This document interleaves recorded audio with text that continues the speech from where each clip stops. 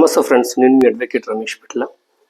So వరకట్న మరణాల గురించి కొత్తగా లక్నో హైకోర్టు ఒక వినూత్నమైన తీర్పు ఇచ్చింది.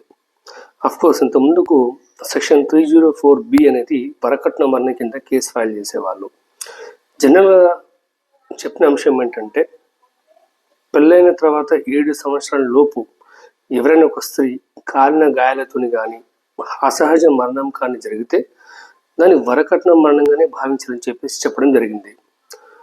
మరి దాన్ని గుడ్డిగా అయితే అమలు చేయలేరు కదా. కొద్దిమంది సూసైడ్ చేసుకోవచ్చు, కొద్దిమందికి హెల్త్ సమస్యలు ఉండి వెళ్ళిపోవచ్చు, కొద్దిమంది వేరే వాళ్ళ చేతిలో మోసపోయి లేకపోతే ఆర్థిక సమస్యలు అలా ఉండి కూడా చనిపోవచ్చు. అయినంత మాత్రాన భార్యాభర్తల పైన కేసు ఫైల్ చేస్తే మాత్రం అది ప్రాబ్లం అవుతుంది. కాబట్టి నిజానిజాలు పరిశీలించిన తర్వాతనే కోర్టు అనేది తీర్పు ఇవ్వడం జరుగుతుంది.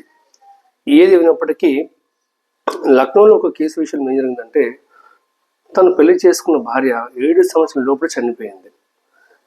అయితే ఆమె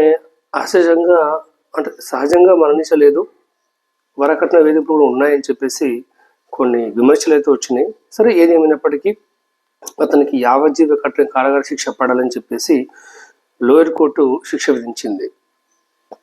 మళ్ళీ అతను హైకోర్టుకు వెళ్ళడం జరిగింది. హైకోర్టు ఏం చెప్పిందంటే, సరే ఆమె ఏ విధంగా చనిపోయిందనే విషయం పైన ఒక స్పష్టమైనటువంటి క్లారిటీ లేదు. ఇది ఒక rarest of the rare case.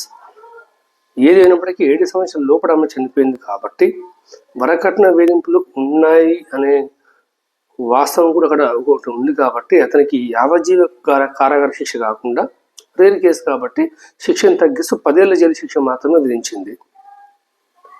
అయితే ఈయన సెక్షన్ 80 ప్రకారంగా ఇప్పుడు వరకట్న వేధింపుల కింద కేసు ఫైల్ చేస్తున్నారు, వరకట్నం మరణం కింద.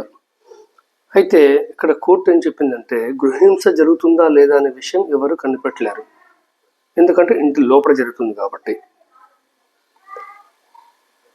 సో చట్టాన్ని అమలు చేయాలంటే సరైన సాక్ష్యాలు ఉండాలి.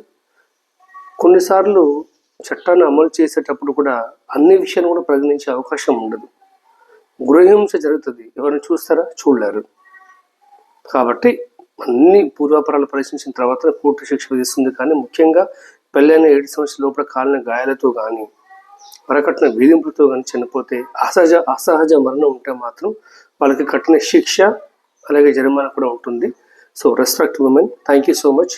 Please subscribe to channel. Thank you.